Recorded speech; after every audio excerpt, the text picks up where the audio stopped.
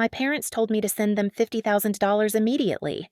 No reason, no explanation, just ASAP and a tone that made my stomach drop. I thought someone was sick. I thought I was about to lose my father.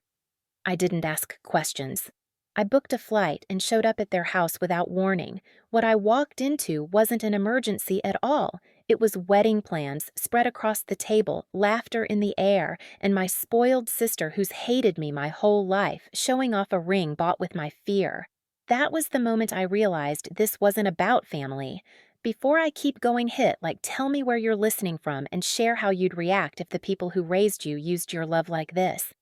My name is Samantha, and growing up, I learned very early what my role in the family was.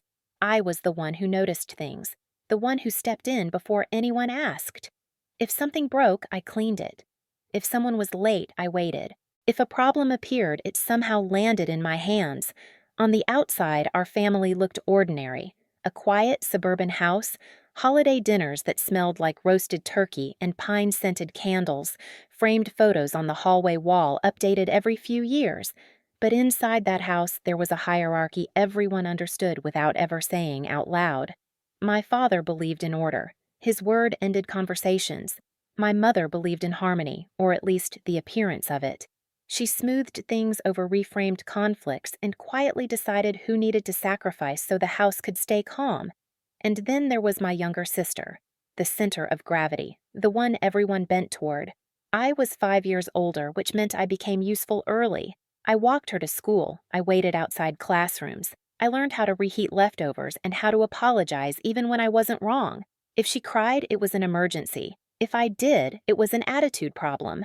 I remember one afternoon in middle school when I missed an after-school art program because my sister didn't feel like walking home alone. Another time, a teacher praised my grades at a parent meeting, and my mother smiled before changing the subject to my sister's dance recital. These weren't dramatic moments. They were quiet, repetitive, and that's what made them sink in. By the time I left for college, I already knew 2 things. First, nothing would ever be handed to me. Second, if I wanted a different life, I'd have to build it without help. I worked, studied, stayed invisible, and eventually moved to a bigger city where no one knew my family name. From the outside, it looked like distance. From the inside, it felt like relief. Still, no matter how far I went, that old instinct stayed with me. The one that said, if your parents ask, you show up. If they sound scared, you listen. If there's a crisis, you handle it. That instinct is exactly what brought me back home when they asked for that money. After that call, I didn't send the money right away. That alone was new for me. For years, when my parents asked, I reacted first and thought later. But this time, something felt off in a way I couldn't explain. I called my mother back and asked what happened. She didn't answer directly. She said my father was under a lot of stress. She mentioned bills, repairs, the same vague phrases she'd always used when she wanted me to stop asking questions. When I tried to get specifics, she sighed and said, "Do we really need to get into all that right now?" My father got on the phone next. His voice was firm, almost irritated. He said it was urgent and that I was overthinking it, that if I trusted them, I'd just help and we'd talk later. The call ended with him reminding me that family steps up when it matters. I sat there staring at my phone long after the screen went dark.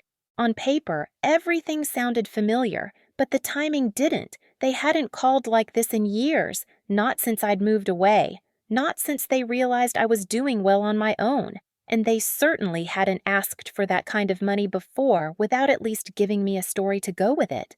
That night, I barely slept. Every time I closed my eyes, my mind filled in the blanks for them: hospital rooms, paperwork, a future where I hesitated too long and regretted it forever. By morning, I knew I couldn't just wire the money and hope for the best. So I made a decision I'd never made before. I booked a flight. I didn't tell them I was coming. I told myself it was because I wanted to surprise them. The truth was, I wanted to see things with my own eyes. I wanted to walk into that house and feel the atmosphere for myself. The flight felt longer than it was. I watched families in the terminal, overheard conversations about vacations and delayed luggage, and wondered how many of them had secrets waiting at home. By the time I picked up a rental car, my hands were tight on the steering wheel. As I pulled into my parents' neighborhood, I noticed something strange right away. Every light in the house was on. Not the harsh, panicked kind of light I'd imagined, but warm, inviting, like company had just arrived.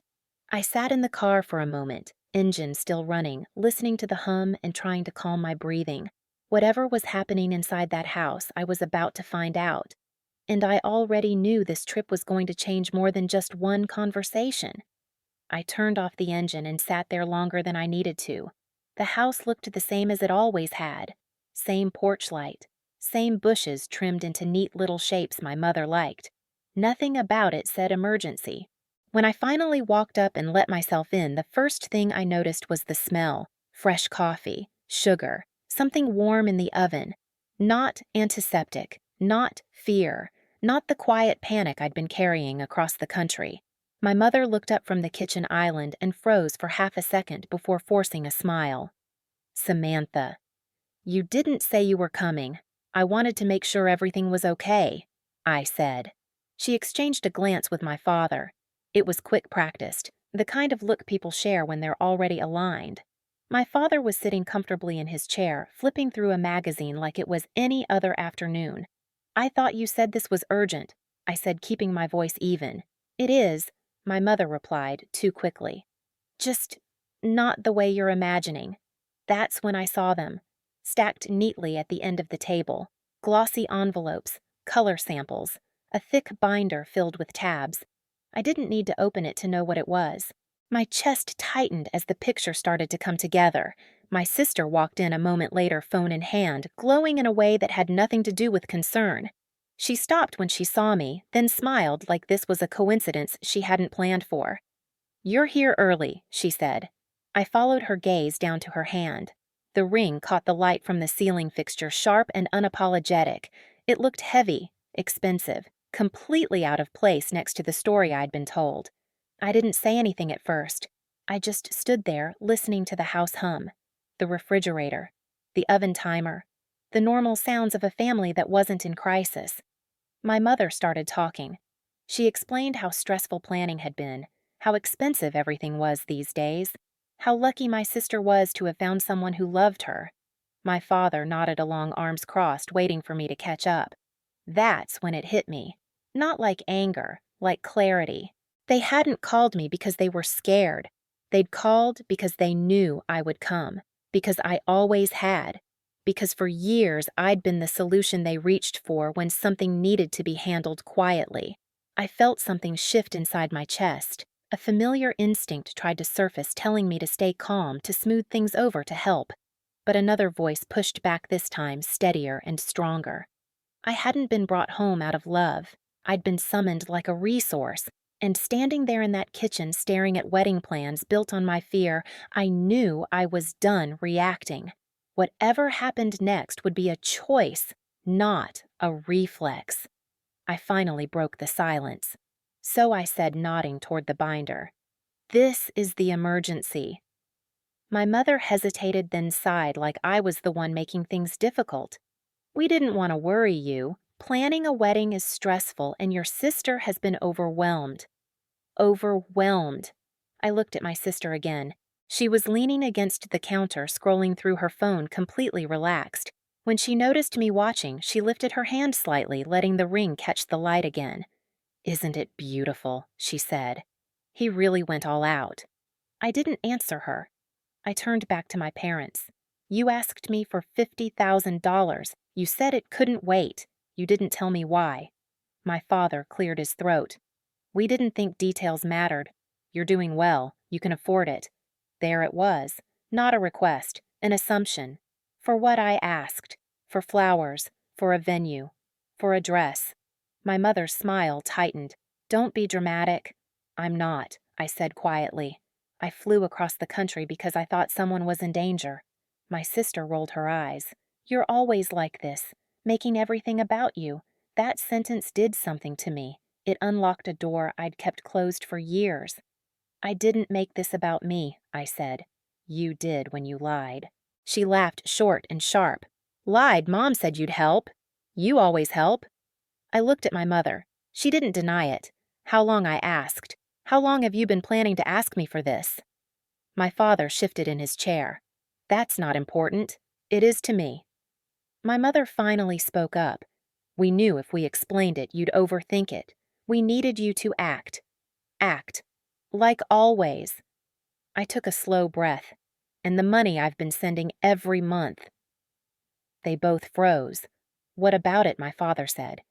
You said it was for medical bills. For repairs. That things were tight. I gestured around the room.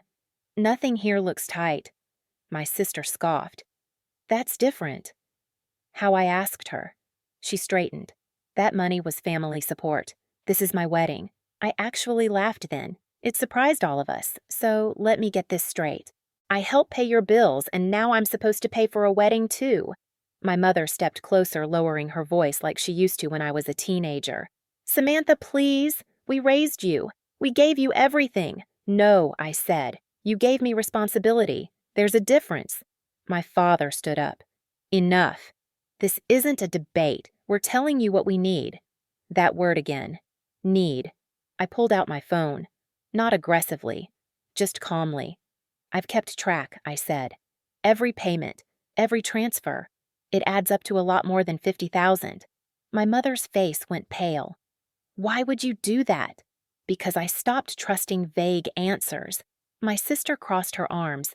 You're really doing this now? Yes, I said. I am. I scrolled through photos, not showing them yet. Funny thing is, while you were telling me you were struggling, you were posting pictures. Expensive dinners, shopping bags, weekend trips. My sister's eyes widened. You were stalking me, I was noticing, I said. There's a difference. She looked to my parents for backup. Tell her she's being ridiculous. My father's voice hardened. You're crossing a line. No, I said. I finally see it. I turned to my sister. Do you have any idea how many things I gave up so you wouldn't be inconvenienced? She shrugged. That's what older sisters do. Something inside me went cold.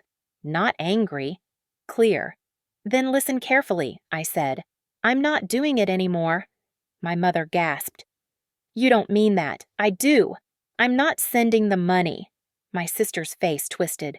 You can't just decide that. I can. And I am. My father slammed his hand on the table. After everything we've done for you, I met his eyes. You mean after spending the college fund on her silence fell heavy? My mother whispered. That was for the family. For her, I corrected. My sister exploded. You're selfish. You have a great job, a nice life. What's 50,000 to you? It's the cost of my peace, I said, and I'm done paying it. She started crying then, loud and dramatic. You're ruining my wedding. I didn't flinch. I didn't plan it. I didn't promise anything. My mother reached for my arm. I stepped back. We need that money, she said. We already told people. That sounds like a you problem, I replied. My father pointed at the door. If you walk away from this, don't expect us to forgive you. I nodded. That's fine. My sister screamed, You're heartless. I shook my head. No, I just stopped letting you use my heart against me. I grabbed my bag. My hands were steady. That surprised me most of all. This ends now, I said. No more payments, no more emergencies, no more guilt. My mother sobbed. My father stared at the floor. My sister stood frozen like she'd never imagined a world where I said no. At the door, I turned back one last time. I didn't come here to fight. I came because I was scared for you. Remember that. No one answered. I walked out into the cold air, my chest light in a way it had never been before. The house behind me was loud with voices, but they sounded distant now, like something I'd already left behind. The messages started before I reached the end of the driveway. At first, they came from my mother, long, emotional paragraphs about family sacrifice and how disappointed she was that I'd embarrassed them. Then my father followed with shorter ones, colder, reminding me of everything they'd done for me and how ungrateful I was being. My sister's messages came last. Angry, accusatory. She said I'd ruined her future, that I'd taken something she deserved. I didn't reply to any of them. The next morning, I canceled the recurring payments. It took less than a minute. No speeches, no drama, just a quiet confirmation on my screen. I felt a flicker of guilt, the old reflex trying to pull me back in. But it passed faster than I expected. Word spread quickly through the family. An aunt called carefully neutral, asking what really happened. A cousin texted to say he'd heard things didn't go as planned. I told the truth when asked. Calmly, without exaggeration. I didn't argue. I didn't defend myself. I just explained. That seemed to matter more than I thought it would. The wedding changed. The venue was downgraded. The guest list shrank. The tone shifted from celebration to quiet damage control. No one said my name out loud, but I felt it in the pauses. Back in my own city, my life kept moving. Work deadlines, morning coffee, evenings that belonged to me. The silence from my family was strange at first, like a missing noise you only notice when it's gone. Then it became peaceful. One night, sitting on my couch with the window cracked open, I realized something important. I wasn't waiting for my phone to buzz anymore. I wasn't bracing for the next demand disguised as love. For the first time, my life felt honest. I didn't win anything tangible. No apologies, no acknowledgement. But I gained something far more valuable. I chose myself. And I didn't lose my family that day. I just stopped letting them take me with them. I used to believe family meant endurance, that love meant staying quiet and paying the price. I know better now. Real love doesn't drain you. It doesn't threaten you with guilt when you finally say no. Walking away wasn't cruel, it was honest, and honesty gave me my life back. If this story hit close to home, you're not alone.